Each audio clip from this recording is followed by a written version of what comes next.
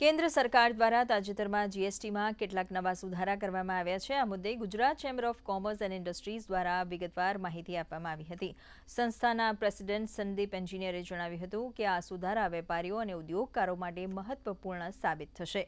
GST કાયદામાં કરાયેલા ફેરફારના કારણે પારદર્શિતા વધશે અને ટેક્સ માળખું વધુ મજબૂત બનશે। જીસીસીઆઈએ સરકારના આ નિર્ણયને આવકાર્યો છે।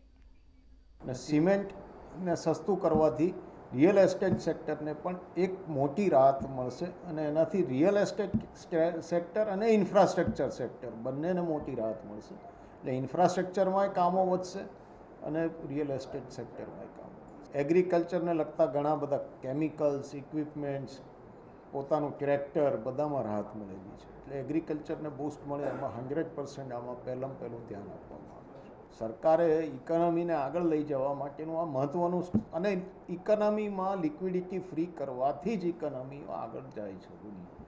એટલે સરકારે ખૂબ જ પોઝિટિવ સ્ટેપ કર્યું છે। આ વિઝન છે મોદી સાહેબનું, જે વિકસિત ભારતનું, એનું સૌથી પહેલું અને બહુ પોઝિટિવ પગલું છે અને લિક્વિડિટી વધારવાથી સિસ્ટમમાં દરેક વસ્તુને બૂસ્ટ મળશે।